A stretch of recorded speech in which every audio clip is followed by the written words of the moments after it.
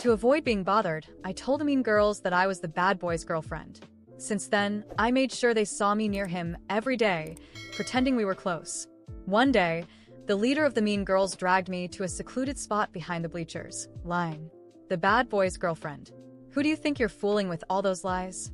Suddenly, the bad boy himself, Andres, appeared with his hands in his pockets and pulled me close to him. My girl, you want to mess with hers? My homeroom teacher, Mr. Martinez, called me into the hallway. How about switching rooms with Laura's? Laura was originally in room 302, but it was full of mean girls. They had played cruel pranks on her, pushed her, and even locked her in the bathroom to scare her. She couldn't take it anymore and reported them, but the school did nothing. They only offered to switch her room. And the unlucky replacement? Me. You're here on a full scholarship, Clara. It wasn't easy to get into the school. We're having some issues with room assignments. And as class president, you should set an example. Mr. Martinez made it clear. It was obvious. Everyone else was rich and influential, with parents who could make life difficult for the school. I was the poor one, the easy target. If I went at 302, I would end up like Laura, or even worse. I spent the whole lunch period feeling anxious, trying to find a solution. Then Andres, the school's bad boy, entered through the back door with his crew, slamming it shut behind them. I had an idea.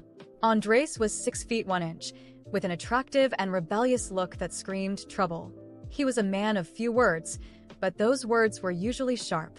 If he could walk with me to 302, even just once, the mean girls might have to be at least a little nicer to me. At least for a few days. I took my completed English homework and approached Andres, placing it in front of him. Here's today's homework. Andres, absorbed in his mobile game, barely looked up. I moved the sheet closer. It looked like he was about to tear it up, but then he noticed it was already done. Finally, he looked at me. I kept my gaze down. Andres, Mr. Martinez wants you to help me move rooms this afternoon. Andres paused and then silently nodded. The bad boy could smoke, get into fights, and have questionable fashion sense, but in class, he was just another student. Helping a girl move wasn't embarrassing, especially when she had bribed him with a completed assignment. That afternoon, I led Andres, carrying my bags and boxes to room 302. I inserted the key and opened the door. Valeria, the queen bee of the mean girls, was sitting in a chair, surrounded by her clique, like some kind of kangaroo court. Clara, right? In room 302, you follow my rules. I had anticipated that. I let out a slight sigh and stopped at the door. Why are you stopping? Come in. Andres, carrying my things without a care, entered without hesitation. The mean girls froze. What rules? Can we put this on the desk? Andres didn't even bother to look at them as he set my things on the desk. Valeria stammered. Sure? Andres ignored her. He took the rest of my stuff from the hallway, including my bathroom items and mini fridge, and placed them in the bathroom before leaving. I ran after him. Wanna have dinner later? No. Well, make sure to show up at the study hall after dinner.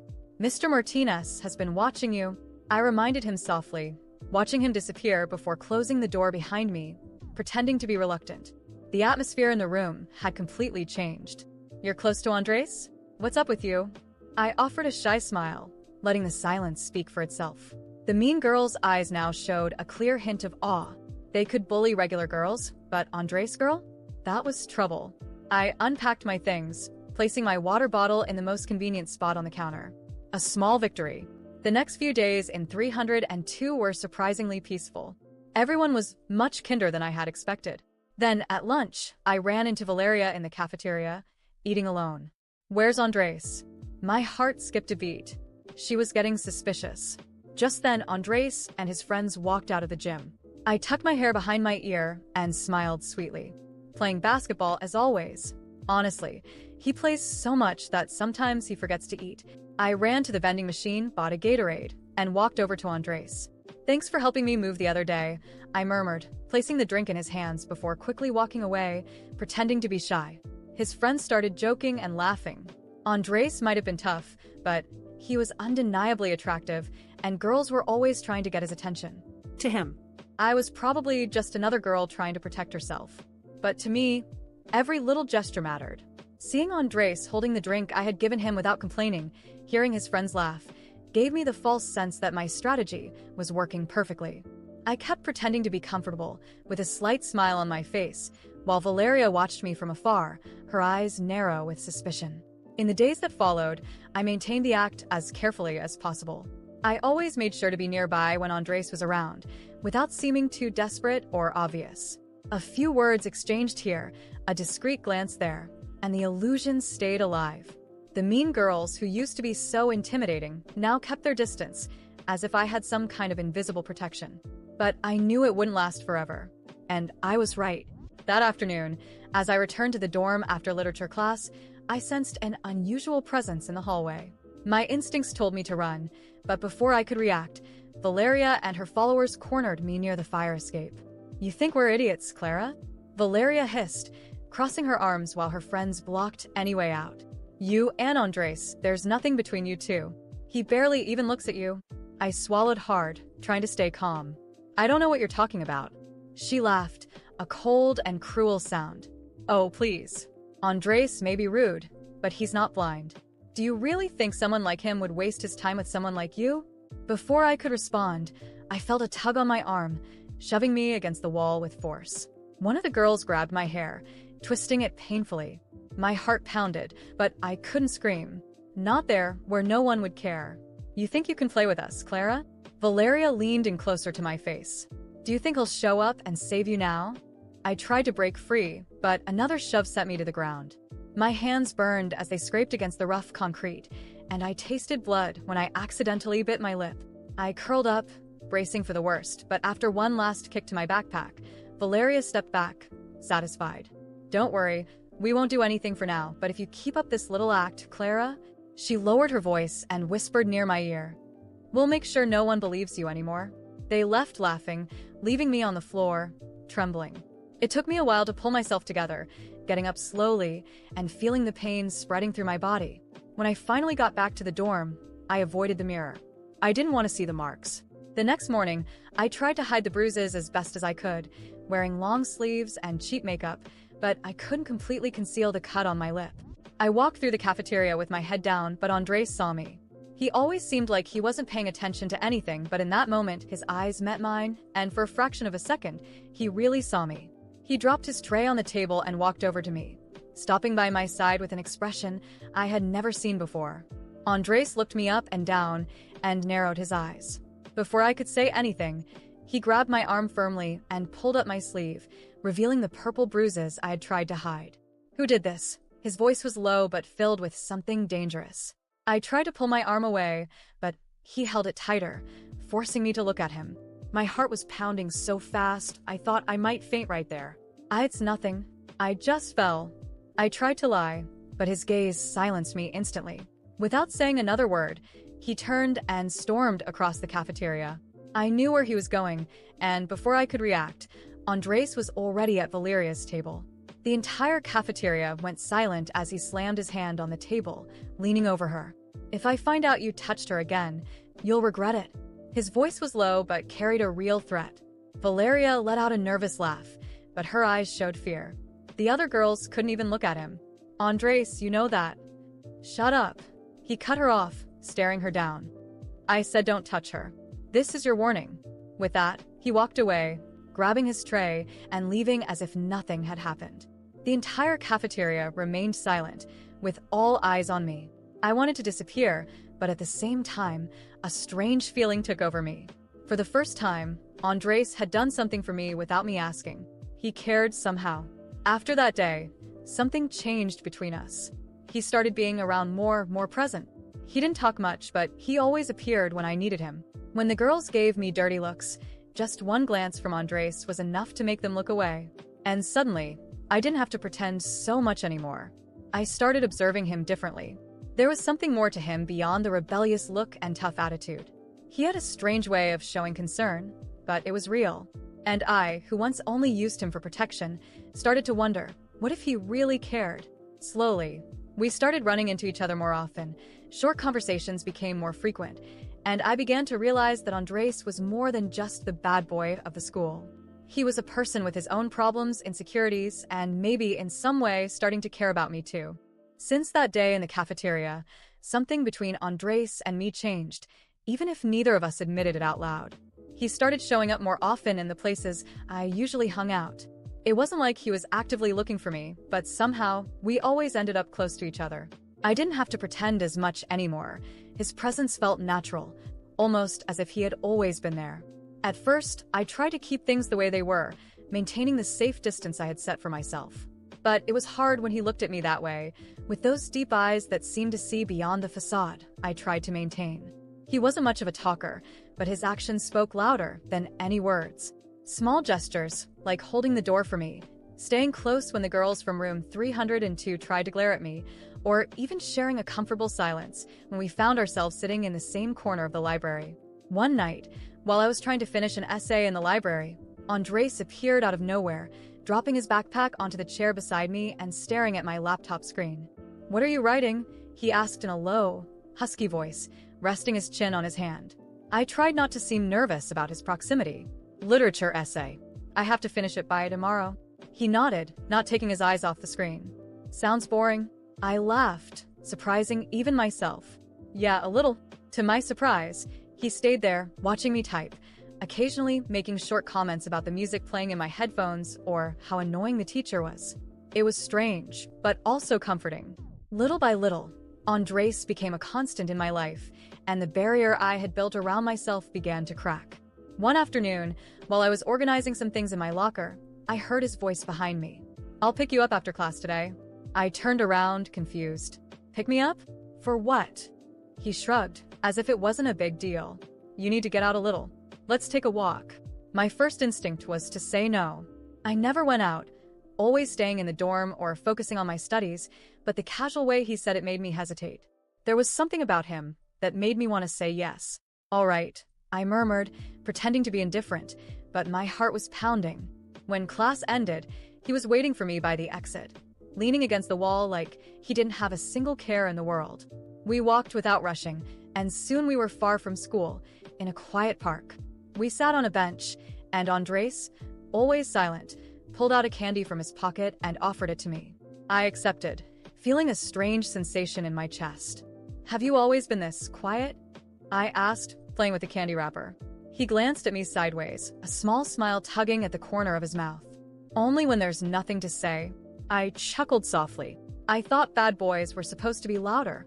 He let out a light laugh, and for the first time, I noticed how rare and genuine it sounded.